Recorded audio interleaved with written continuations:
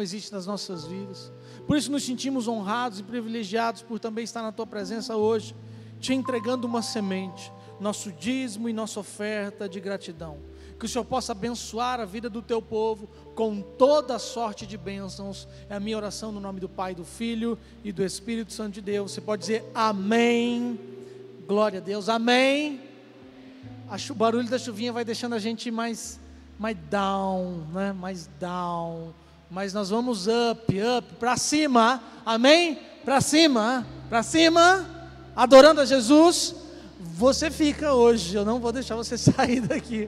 Domingo passado eu estava pregando, aí eu fui puxar uma música, fui cantar, eu cantei. E você sabe que a gente que não é cantor, a gente não entra no tom da música, né?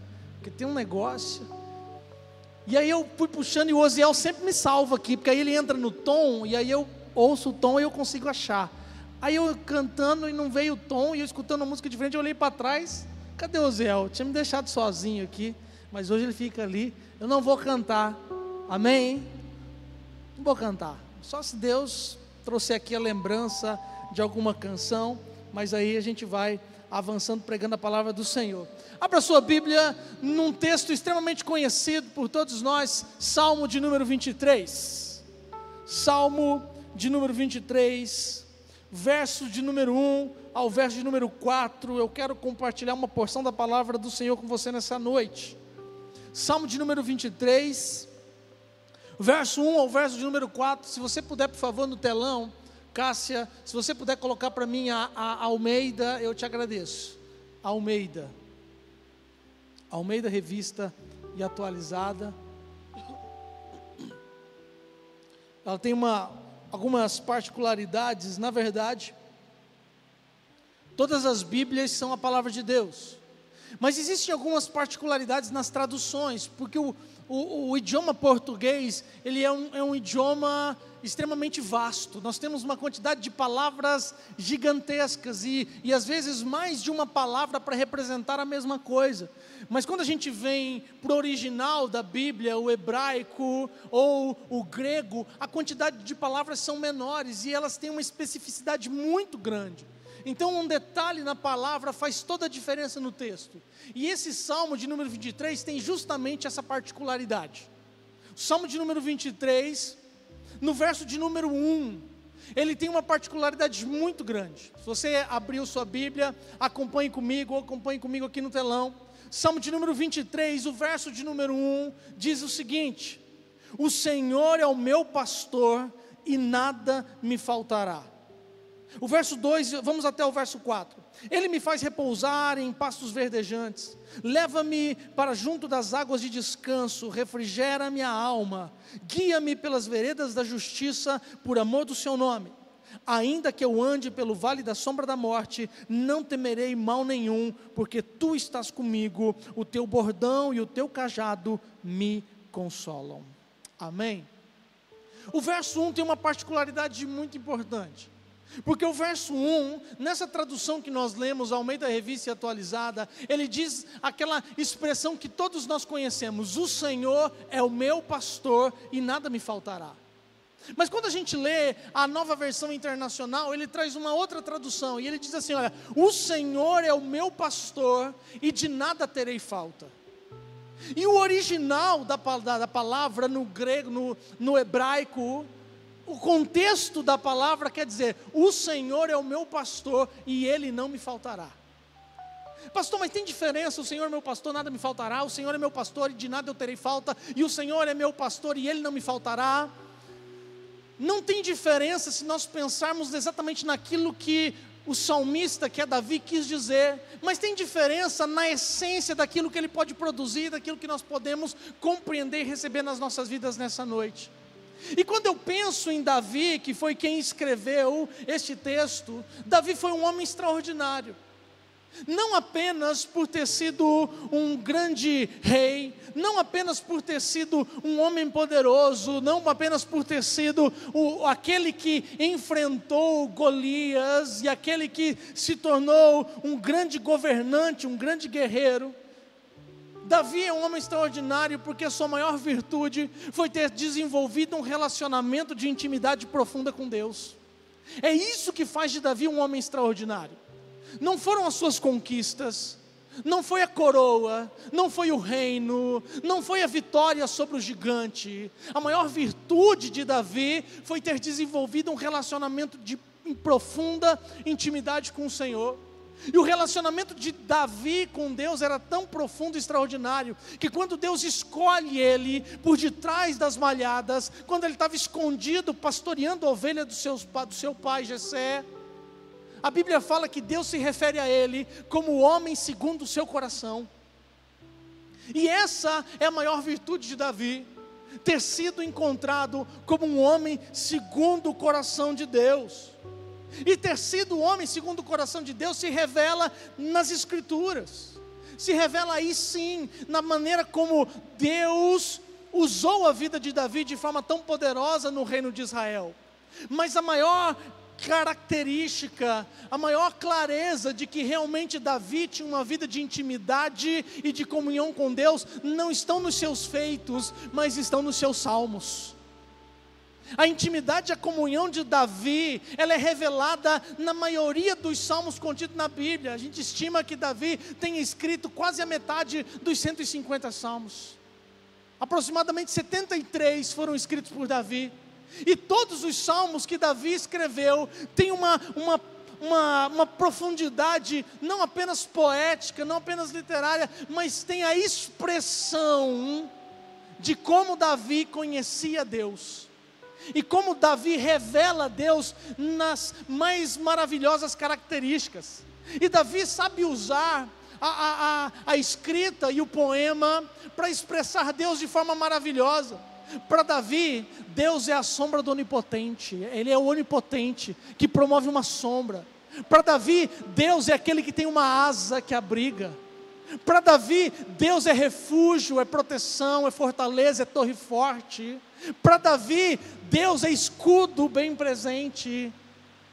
Para Davi, Deus é tudo aquilo que ele realmente precisava. E quando a gente vem para o Salmo de número 23, além da revelação profética que está nesse Salmo, Davi nos chama a meditar na plenitude de Deus para as nossas vidas. Quando lemos o Salmo 23, Davi, nesses 4 primeiros versos, ele expressa sobre a plenitude de Deus nas nossas vidas, de como Deus agia na vida dele, e da mesma maneira que Deus pode agir na minha e na sua vida. O verso de número 1 fala sobre isso, e ele diz: o Senhor é o meu pastor. O Senhor é aquele que me pastoreia. E essa referência Davi usa justamente por causa da sua experiência no pastoreio das ovelhas. E Davi era um excelente pastor. Da forma como Davi cuidava das ovelhas do seu pai Jessé, ele sabia que Deus também cuidava dele. É por isso que ele usa essa expressão. E essa expressão ela é tão poderosa de Davi, a revelação dela é tão magnífica, que Jesus usa essa expressão em João capítulo de número 10, e ele diz: olha, eu sou o bom pastor. Eu sou o bom pastor que cuida das suas ovelhas. Eu sou o bom pastor que é capaz de dar a sua vida pelas ovelhas. Revelação de Davi. Quando Davi diz que o Senhor é o meu pastor e nada me faltará, ele pode dizer para nós que Deus de fato se torna provisão nas nossas vidas. Quando ele refere-se ao Senhor como seu pastor, e ele diz que nada lhe faltará, ele consegue revelar para nós, amado, que ele entende, ele enxerga, ele vê Deus, compreende Deus como Deus de provisão. O Jeová Jireh, aquele que provê todas as coisas. E ele mostra isso para nós no verso de número 2, quando ele escreve: ele me faz repousar em pastos verdejantes, e ele me leva para junto das águas de descanso. Pastos verdejantes e águas tranquilas fala sobre provisão de Deus para as nossas vidas. Porque o que uma ovelha precisa para poder se desenvolver, para poder crescer de forma saudável, é de pasto verde e de águas tranquilas, águas potáveis, águas limpas, águas puras. E é isso que Davi fala para nós. Reconhecendo Deus como seu pastor, ele entende que o pastor vai prover tudo que é necessário para as suas ovelhas estarem bem. Você pode dizer amém por isso? Davi enxerga a provisão do Senhor. Agora escute, amado, quando nós olhamos para Deus como Deus provedor, Deus transcende a sua provisão daquilo que é básico para as nossas vidas. Porque provisão para mim e para você não está relacionada exclusivamente ou apenas com comida e bebida. Porque estas coisas o nosso Pai Celestial sabe que precisamos. Mas Deus, quando provê na nossa vida, Ele sempre tem uma provisão abundante. Deus para as nossas vidas não tem migalhas. Deus para nós que somos suas ovelhas, Deus não tem miséria, Deus tem provisão abundante. Deus tem muito mais, é por isso que o texto fala, amado, ora aquele que é poderoso para fazer infinitamente mais, abundantemente mais, além do que nós somos capazes de pensar. A provisão de Deus para nós, ela excede a nossa compreensão natural. Por isso, a Bíblia diz que olhos nenhum viram e ouvidos nenhum ouviram, nem jamais penetrou no coração do homem aquilo que Deus tem para aqueles que o amam. Por quê? Porque Ele sempre tem o melhor daquilo que nós podemos imaginar. A provisão de Deus jamais nos faltará. E é isso que Davi escreve, que sendo o Senhor o nosso pastor, a provisão dele para as nossas vidas sempre será abundante. Sempre vai ter pasto verde, sempre vão ter águas tranquilas. E se nós fôssemos fazer uma comparação, a provisão de Deus no momento em que o povo dele precisou de mais provisão, nós podemos ir com o povo lá para o deserto. Quando Deus tira o povo do cativeiro do Egito e encaminha eles em direção à terra da promessa, o que Deus mais fez na vida daquele povo foi provisão. O que mais Deus derramou sobre aquele povo durante aqueles 40 anos no deserto foi provisão. Agora escute, amado, a provisão de Deus naquele tempo não foi uma provisão miserável. A Bíblia nos fala que Deus proveu para aquele povo água. Mas, amado, não é água como está caindo aqui hoje, não. Não é água que cai do céu, que cai como chuva. A Bíblia diz que Deus transformava águas salgadas em água doce. A Bíblia diz que Deus fazia jorrar água da rocha para prover para aquele povo, porque a provisão de Deus é abundante. O povo tinha necessidade de alimento. Então Deus provê de forma abundante, porque nós temos alimento na nossa vida, nós trabalhamos, nós produzimos, nós recebemos o nosso salário, vamos no supermercado e compramos, vamos para a nossa casa e produzimos. Mas o povo naquele tempo não tinha dinheiro, o povo naquele tempo não tinha mercado, o povo naquele tempo não tinha trabalho, mas o povo daquele tempo era provido com maná que caía do céu, era provido com codorna que aparecia. E a palavra de Deus era tão maravilhosa que encorajava o coração do povo: olha, vocês não precisam nem recolher para guardar para o dia seguinte, porque no dia seguinte vai ter a porção que vocês precisam, porque eu sou Deus provedor. A provisão de Deus naquele povo foi tão extraordinária que as roupas não gastavam, os calçados não gastavam, e durante 40 anos o povo não precisou se preocupar. Porque Deus é um Deus de provisão abundante. Deus provia para o povo durante a noite coluna de fogo para trazer calor e proteção contra os inimigos e contra os animais do deserto.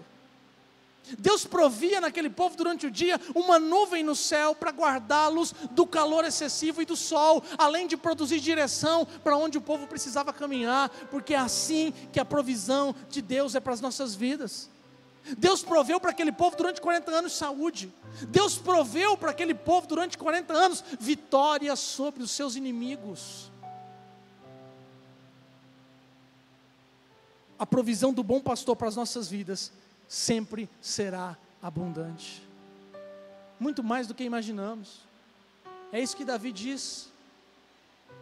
Agora, precisamos entender algo.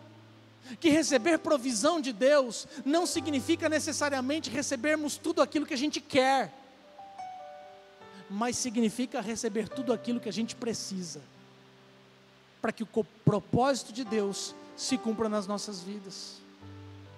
Pastor, o senhor está falando que Deus é provedor, mas eu estou querendo tal coisa e não recebi. Está alinhado com o plano de Deus para a sua vida? Está alinhado com o bom propósito dEle?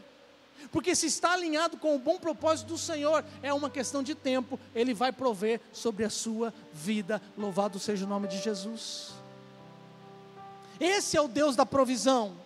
Esse é o Deus que provê todas as coisas. E Ele proveu na vida de Davi. Davi pode escrever o Salmo de número 23, e ele pode dizer que o Senhor é o meu pastor, e nada me faltará, porque Ele me provê todas as coisas, porque Davi experimentou a provisão de Deus. Davi experimentou a provisão de Deus, quando Deus proveu para ele forças para vencer o leão e o urso. Davi recebeu provisão de Deus, quando Deus proveu alguém para cuidar da ovelha dos seus pais, para cuidar da ovelha do seu pai, quando ele teve que ir ao acampamento dos israelitas levar comida para os seus irmãos. Você pode ler no texto, 1 Samuel capítulo de número 17. Davi tem alguém que cuida das ovelhas enquanto ele vai para o acampamento. Davi recebeu provisão de Deus, porque ele recebeu coragem para lutar contra Golias. Deus proveu para Davi 5 pedras lisas do ribeiro. Você consegue entender isso, amado? Deus proveu para Davi 5 pedras lisas do ribeiro. O texto diz isso. Eu não vou entrar no mérito dessa questão, porque senão a gente avança tempo, mas existe um porquê que a Bíblia diz 5 pedras lisas. Tem uma razão para isso. Deus proveu a pedra exata que Davi precisava para derrubar Golias. Davi recebeu provisão, porque Deus proveu na vida dele homens valentes, guerreiros valentes, que o ajudaram a conquistar o trono de Israel. Davi foi alvo da provisão de Deus, e Davi sempre soube que receberia provisão dos pastos verdejantes e das águas tranquilas. E quando Davi tem essa convicção e essa certeza, isso se chama confiança. Confiança. Confiança que nos nossos momentos de escassez, Deus proverá. Confiança que nos momentos das dificuldades, Deus proverá. Confiança de que nos momentos dos nossos conflitos pessoais, relacionais e espirituais, Deus proverá. Era essa convicção que Abraão tinha no seu coração. Quando chamado para o alto do monte por Deus, para entregar Isaque, seu filho, em sacrifício. A Bíblia diz que eles sobem com os moços e eles chegam na base do monte. Então Abraão diz para os seus servos: fiquem aqui, porque eu e o rapaz subiremos, adoraremos e voltaremos. Ele canta lá abaixo. Escute isso, querido. Olha a confiança de Abraão. Nós, ele usa o plural, eu e o menino, eu e Isaque, subiremos, adoraremos e voltaremos. Mas Isaque não tinha sido levado para ser sacrificado? Tinha sido levado para ser sacrificado. Mas a confiança no coração de Abraão era tão grande na provisão de Deus, que ele é capaz de provocar o futuro através das suas palavras. Subiremos, adoraremos e voltaremos. E a Bíblia diz que quando eles chegam no alto do monte, Isaque olha para o seu pai, preparando o altar, colocando a lenha, acendendo o fogo, e ele faz uma pergunta: pai, eu estou vendo o altar, eu estou vendo o fogo, eu estou vendo a faca para o sacrifício, mas onde está o cordeiro? Então Abraão diz: Deus proverá. Deus proverá. Deus proverá sobre a sua vida, querido. Deus proverá abundantemente sobre as suas necessidades. Deus proverá sobre a sua casa. Deus proverá sobre a sua família. Deus proverá sobre o seu trabalho. Proverá sobre os seus negócios. Deus proverá sobre as suas finanças. Deus proverá sobre o seu ministério. Deus proverá sobre a sua saúde, porque Ele é um Deus provedor. E por que nós acreditamos nisso, pastor? Porque Deus já proveu tudo aquilo que precisávamos para o maior problema da humanidade. Deus proveu Jesus para morrer na cruz do Calvário, no meu lugar e no seu lugar. Louvado seja o nome do Senhor. A Bíblia fala, Romanos 8,32, aquele que não poupou seu próprio filho, mas o entregou por todos nós, como não nos dará com ele e de graça todas as coisas? Olha o apóstolo Paulo, provocando a nossa mente. Se Deus, que não poupou seu filho, antes o entregou para morrer no nosso lugar, como agora também não nos dará, e de graça, e pela graça, e pelo seu favor, todas as coisas que precisamos. Deus é um Deus provedor, aleluia. Será que você pode repetir isso e dizer isso para alguém do seu lado? Deus vai prover na sua vida. Seja a boca do Senhor na vida dessa pessoa nessa noite. Diga, ei, Deus vai prover para você. Deus proverá o que você precisa. Não se desespere, não desanime. Tenha paciência, porque Deus proverá. Amém. O Jeová Jireh proverá tudo que for preciso, a fim de que o seu propósito se cumpra em você, para que você possa viver os melhores dias da sua vida. Mas pastor, eu já tenho idade avançada. Ei, Deus tem dias melhores. Deus tem dias melhores para nós, dias abundantes, dias alegres, dias felizes.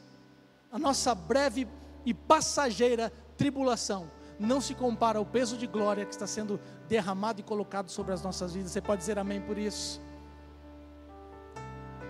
Davi continua falando sobre o seu bom pastor. E ele, na outra tradução, diferente de que o Senhor é o meu pastor e nada me faltará, na Nova Versão Internacional, a tradução fica: o Senhor é meu pastor e de nada terei falta. É diferente. Pastor, não é a mesma coisa. Não, não é a mesma coisa. É diferente.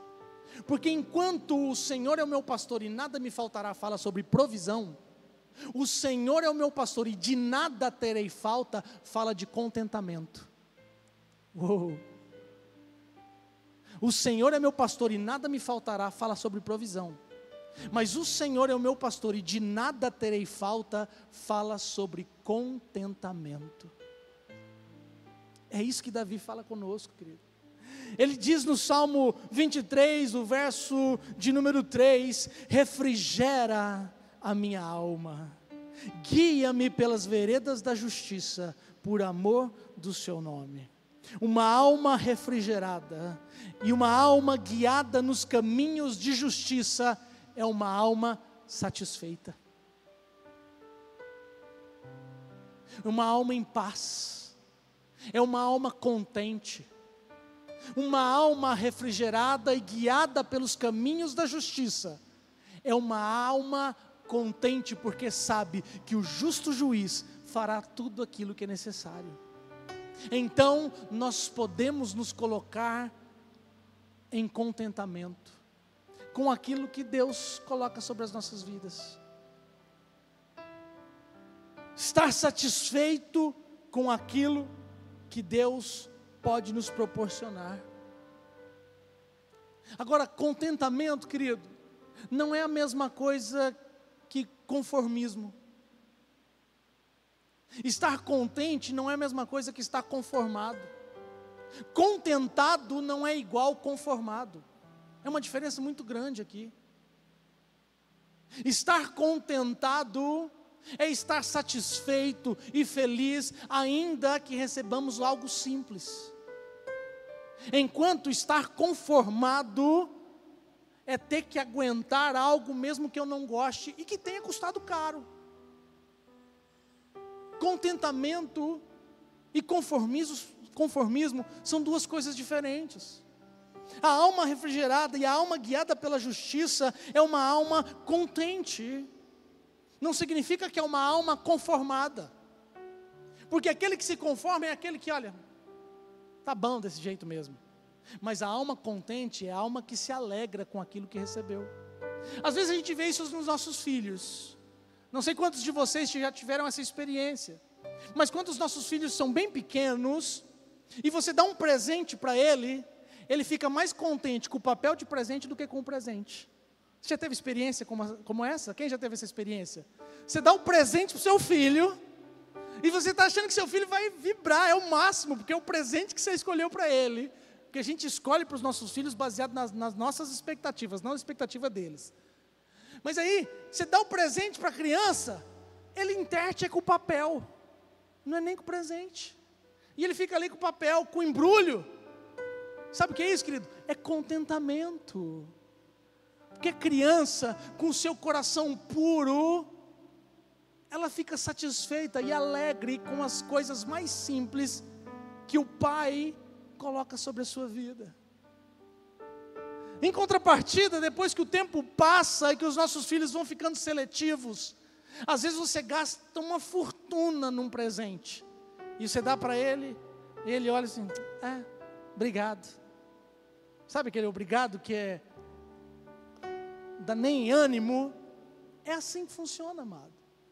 Aí você fala assim, mas filho, você não gostou do presente que o papai comprou para você? Eu falei, pai, eu gostei, mas é que eu queria um celular. Não é? Porque criança agora, de 7, 8 anos de idade, quer um celular de presente. Quem que estava falando conosco ontem isso? Ou anteontem? Não me lembro agora, a gente estava conversando com alguém ontem sobre isso, e a filha vai fazer 5 anos, eu acho. E aí, quero um celular. Quer um tablet, não contenta, mas ganha uma boneca, se conforma. Consegue entender a diferença? É gente que se conforma, mas é gente que não está contente. E o nosso bom pastor, quando ele ministra sobre as nossas vidas, e nós recebemos algo da parte dele, nós recebemos com contentamento. É isso que Davi fala para nós. Agora, tem muitas pessoas que não se conformam com aquilo que recebem da parte de Deus, porque existe algo dentro do homem que foi colocado pelo próprio Deus, que é o nosso desejo de conquista. Porque Deus, quando cria o homem, lá no Gênesis, Deus colocou no homem um desejo de conquista.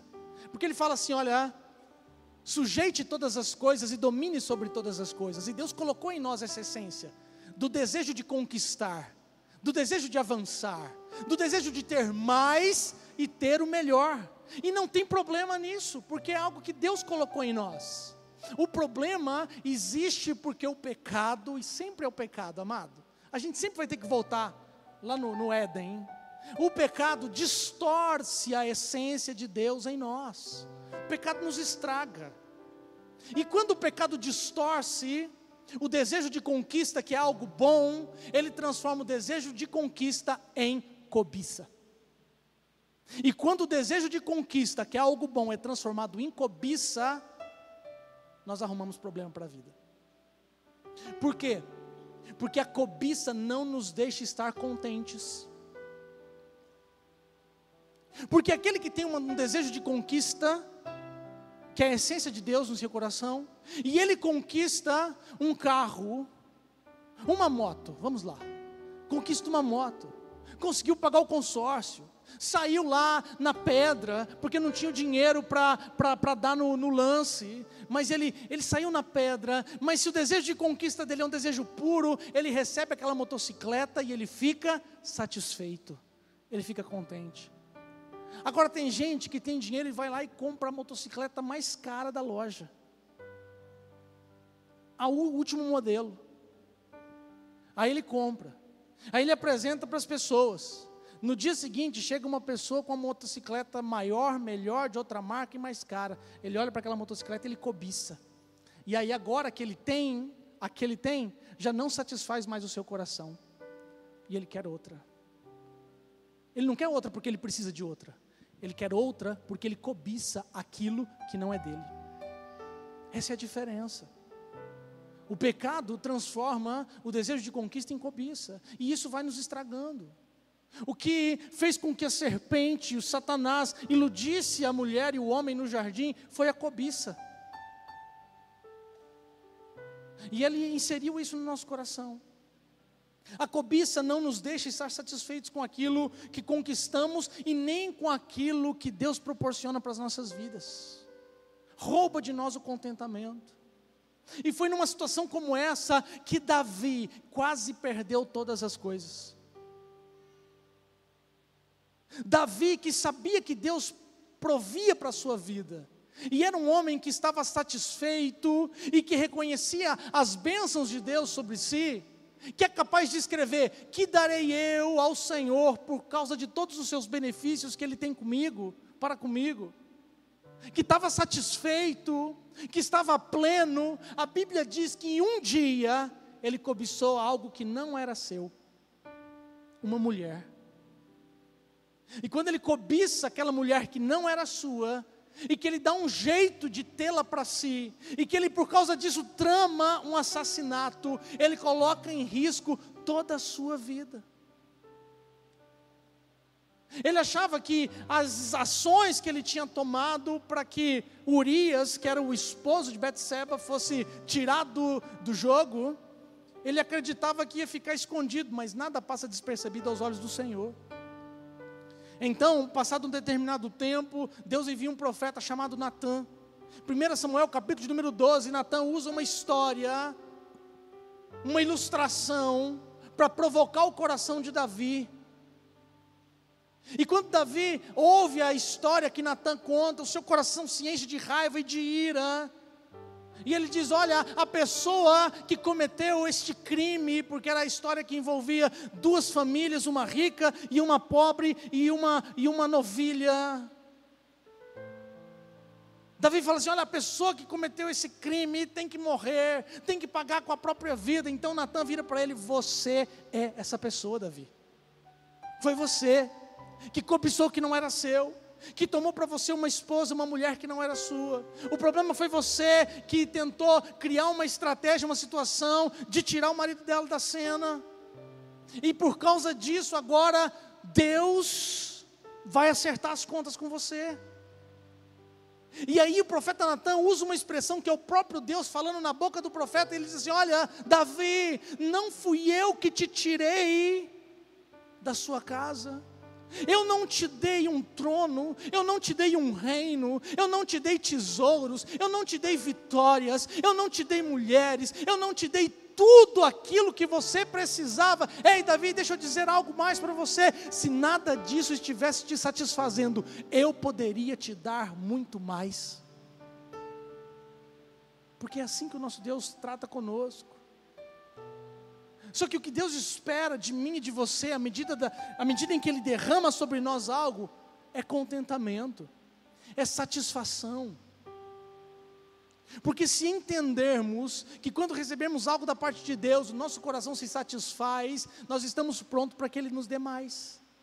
Porque é assim que um pai age com um filho. Quando você presenteia o seu filho e ele fica satisfeito, você não vê a hora de presenteá-lo novamente, de agradar o coração dele. Por quê? Porque o sorriso de um filho vale mais do que qualquer coisa. A alegria de um filho para o pai é o seu maior presente. O apóstolo Paulo entende esse conceito de contentamento e de satisfação em todas as coisas que Deus promove na sua vida. O apóstolo Paulo, ele escreve aos Filipenses do capítulo 4, do verso 11 ao verso 13, um texto que talvez você conheça, e ele diz assim: olha, não estou dizendo isso porque seja necessitado, pois aprendi a adaptar-me em toda e qualquer circunstância. Ele continua dizendo: eu sei o que é passar necessidade e eu sei o que é ter fartura. Eu sei o que é passar necessidade e eu sei o que é ter fartura. E ele continua dizendo: aprendi o segredo de viver contente em toda e qualquer situação, seja bem alimentado, seja com fome, tendo muito ou tendo pouco, porque eu tudo posso naquele que me fortalece. Você sabe qual é o segredo do contentamento, querido? O segredo do contentamento não está naquilo que Deus pode nos dar. O segredo do contentamento está naquele que tudo pode nos dar. Aleluia. Você entende isso, querido? O segredo do contentamento não está naquilo que Deus pode nos dar, mas está naquele que pode nos dar todas as coisas. Se o nosso contentamento estiver no Senhor, nós poderemos caminhar, avançar, podemos trilhar pelas veredas da justiça com uma alma refrigerada, uma alma alegre, uma alma satisfeita, uma alma contente, sabendo que Deus é poderoso para fazer mais nas nossas vidas. Louvado seja o seu nome. O Senhor é o meu pastor, e o meu coração, a minha alma, permanecerá contente. Sabe o que isso significa? Gratidão. A alma satisfeita, a alma contente com aquilo que Deus promove, é uma alma agradecida. Está chovendo? Obrigado, Senhor. Não está chovendo? Obrigado, Senhor. Eu tenho um carro para não tomar chuva, obrigado, Senhor. Mas eu ando de moto e eu acabo tomando chuva por causa disso, obrigado, Senhor. Satisfação, contentamento. Porque o nosso contentamento não pode estar naquilo que Ele nos dá, mas está nele que pode nos dar. Aleluia. Por fim, quando Davi escreve esse salmo, e ele escreve o verso de número 1, e ele diz: o Senhor é meu pastor, nada me faltará, o Senhor é meu pastor, e de nada terei falta. O original, traduzido ao pé da letra, diz que o Senhor é o meu pastor, e Ele não me faltará. O Senhor é o meu pastor, e Ele não me faltará. O que Davi está querendo dizer para mim e para você, é que Deus é a nossa proteção. O nosso bom pastor é o nosso cuidado. Ele é a nossa proteção. Por isso ele escreve no verso de número 4: ainda que eu ande pelo vale da sombra da morte, não temerei mal nenhum, porque o Senhor está comigo. Quando ele escreve: o Senhor é o meu pastor e Ele não me faltará, Davi está dizendo: eu sei que em todos os momentos da minha vida, Ele estará comigo. Em todos os momentos todos os dias da minha vida, em todas as circunstâncias, sejam elas boas ou ruins, positivas ou negativas, de abundância ou de escassez, em todo o tempo o Senhor estará comigo. Ele não me faltará. Ainda que me faltem os amigos, o Senhor não me faltará. Ainda que me faltem as pessoas, o Senhor não me faltará. Ainda que me falte saúde, o Senhor não me faltará. Ainda que todas as coisas me faltem, o Senhor não me faltará. Isso fala sobre a plenitude de Deus na nossa vida, falando sobre a sua soberania sobre cada um de nós, e de como Ele não apenas provê, e não apenas promove aquilo que nos contenta, mas também como Ele mesmo se coloca junto de nós. A Bíblia fala que quando Moisés se encontra com Deus na base do Monte Horebe, na sarça pegando fogo, e ali Deus chama ele e entrega para ele a missão de ir até o Egito e se tornar o libertador do povo. Moisés entra numa discussão com Deus. Moisés questiona o Senhor, dizendo para ele: olha, o Senhor está me mandando lá para dizer para o povo que eles vão ser libertos, que eles não vão ser mais escravos, eles vão ser livres. E o Senhor está dando uma promessa, mas escute, o povo vai querer uma garantia de que as promessas vão se cumprir. Então eles precisam saber quem é que está me enviando. Quem é que está prometendo essas coisas? Quais são as garantias de que aquilo que foi prometido vai se cumprir? Então Deus responde para Moisés: ei Moisés, diga ao povo que eu sou. E eu sou, estarei com vocês. E eu sou, conduzirei vocês. E eu sou, cumprirei as promessas. E eu sou, farei tudo aquilo conforme eu tenho dito. Ei, quando Deus diz eu sou, Ele está dizendo: eu sou a plenitude de todas as coisas. E mais do que as promessas que eu disse, e mais do que a provisão que eu posso derramar, e mais do que cuidar e proteger, a minha presença estará com vocês. Então Moisés consegue compreender naquele momento que maior e melhor do que as promessas, maior e melhor do que a provisão, é a presença de Deus. E Moisés entende isso de forma tão extraordinária, que depois que eles caminham um determinado tempo no deserto, e o povo apronta a maior bagunça, e Deus fala assim: olha Moisés, daqui em diante, vocês vão continuar seguindo o caminho, porque de fato vocês vão entrar na terra da promessa, porque eu dei uma palavra, eu não vou voltar atrás. Só que tem uma condição: eu não vou com vocês, eu vou mandar um anjo, e o anjo vai cuidar de vocês, o anjo vai guardar vocês, o anjo vai proteger vocês, o anjo vai fazer tudo aquilo que é necessário para que vocês cheguem no destino que eu tenho mandado. Então Moisés fala assim: ah Senhor, não, o Senhor não está entendendo, Deus.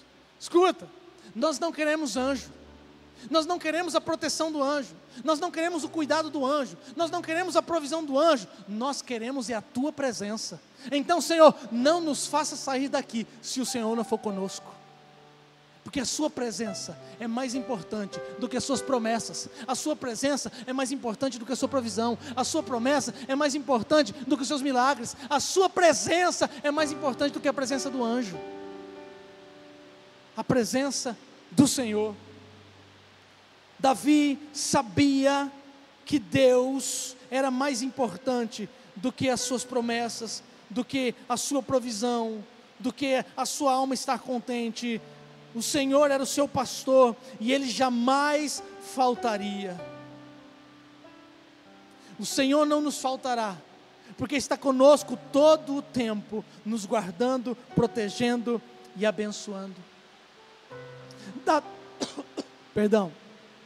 Davi pode escrever que o Senhor é o seu pastor e Ele não lhe faltará, porque Deus estava presente no pasto junto com as ovelhas de Davi. Davi pode escrever que o Senhor é o pastor e Ele não faltará, porque Ele estava junto com Davi quando enfrenta o leão e o urso. O Senhor não faltou a Davi quando ele teve que enfrentar o gigante. O Senhor não faltou a Davi quando ele tem que fugir da perseguição de Saul. Davi tem uma compreensão tão grande de que a presença do Senhor está acima de todas as coisas e que Deus jamais o abandonaria, que quando ele está cercado pelo exército de Saul, a Bíblia diz que ele olha para os montes, e ele diz: eu elevo os meus olhos para os montes, e eu pergunto, de onde virá o meu socorro? E ele mesmo responde: o meu socorro vem do Senhor, que fez os céus e fez a terra. Porque ainda que eu ande pelo vale da sombra da morte, eu não temerei mal nenhum, porque Ele está comigo. Não te deixarei, nem te abandonarei. É uma promessa que se cumpre na minha vida e na sua vida nos dias de hoje. Deus nunca deixa de nos guardar, Deus nunca deixa de nos proteger, Deus nunca nos deixa desamparados. Ele está todo o tempo conosco. Você pode dizer amém por isso? Deus estava com Moisés, Deus estava com Josué, Deus estava com Davi. Deus, através de Jesus, estava com seus discípulos. E então, quando Jesus sai de cena, Ele nos faz uma promessa: ei, eu não vou deixar vocês sozinhos, eu vou, mas o meu Pai enviará o Espírito Santo para cuidar de vocês, para estar com vocês, para guardar vocês, para consolar vocês. Vocês não estarão sozinhos. E mais, se vocês cumprirem tudo aquilo que eu tenho ordenado a vocês, e viverem de acordo com os meus mandamentos, e vocês saírem por todo mundo, fazendo discípulos de todas as nações, batizando em nome do Pai, do Filho e do Espírito Santo, e ensiná-los a permanecerem em tudo aquilo que eu lhes tenho orientado, então eu estarei com vocês até a consumação dos séculos. Deus não nos deixou, Deus não nos abandonou. Ei, escute, você que está me ouvindo nessa noite, você não está sozinho, Deus está com você. O bom pastor está com você. O bom pastor está guardando e protegendo a sua vida. O bom pastor está guardando e protegendo a sua casa, a sua família. O que você precisa é crer, como Davi acreditava. Feche seus olhos, curva sua cabeça. Vamos orar nessa noite. Vamos cantar uma canção. Se Deus fizer, Ele é Deus. Se não fizer, Ele é Deus. Se a porta abrir, Ele é Deus. Mas se fechar, continua sendo Deus. Se a doença vier, Ele é Deus. Se curar eu for, Ele é Deus. Se tudo der certo, Ele é Deus. Mas se não der, continua sendo Deus. Não adoro pelo que Ele faz, eu adoro pelo que Ele é. Haja o que houver, sempre será Deus. Eu não adoro pelo que Ele faz, eu adoro pelo que Ele é. Haja o que houver, sempre será Deus. Se Deus fizer, Ele é Deus. Se não fizer, Ele é Deus. Se a porta abrir, Ele é Deus. Mas se fechar, continua sendo Deus. Se a doença vier, Ele é Deus. Se curado for, Ele é Deus. Se tudo der certo, Ele é Deus. Mas se não der, continua sendo Deus, sendo o mesmo Deus. Se coloque de pé, quero orar pela sua vida.